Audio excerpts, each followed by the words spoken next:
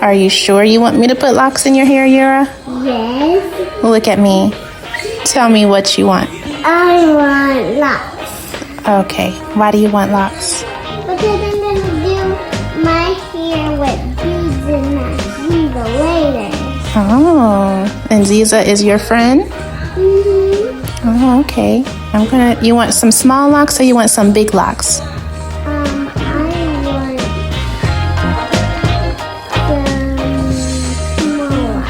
Okay. Small? Okay. I got you. Here I'm all finished with Ayura's installation, and I'm just going through the parting and just making sure everything is consistent and palm rolling her roots just to see how the formation will look down the line. This is a good point to identify any flaws in the system. That way anything can be corrected before the hair fully locks. So I just like to go through the entire head and make sure everything looks uniform. Additionally, it's a time to also detect any loose frizzy hairs that were not caught up inside of the locks, and just go through and make sure those hairs are locked in as well.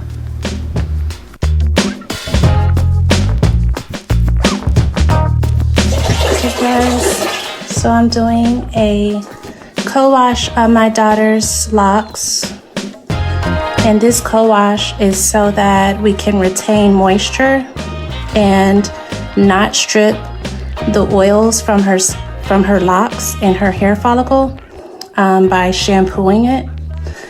So instead of using a shampoo, I use a co-wash, and then I detangle the ends.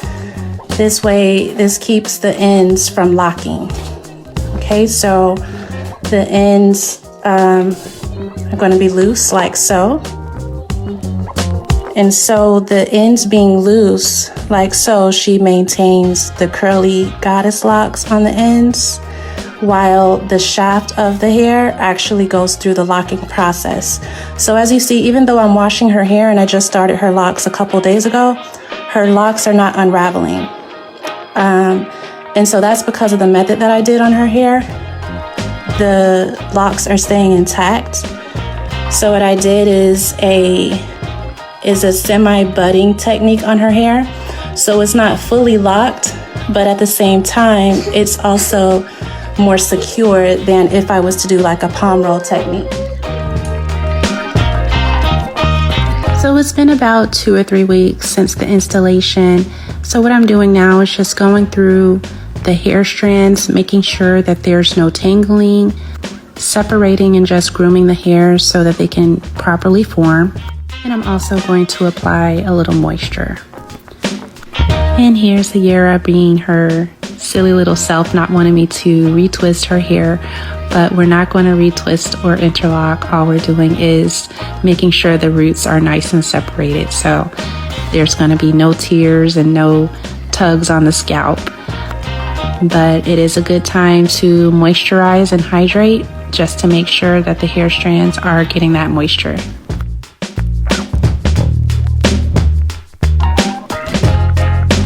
Here we are at about 9 months into Ayura's lock journey. We're still moisturizing and detangling the ends after every wash. Today she received a retwist with a partial rope twist in the front. This just helps to give that retwist a little more range so that it lasts longer. We're retwisting at about once every 4 to 6 weeks just to make sure that the roots aren't getting too much tension. Keep in mind when it comes to kids starting their lock journey, their hair is going to be a lot more fragile, so keep that in mind.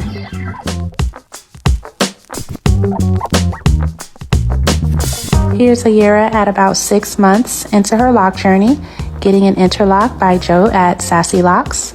Interlocking really does help close up that gap at the scalp to make sure that it's locking properly, and when we do start retwisting, that the retwist holds very well.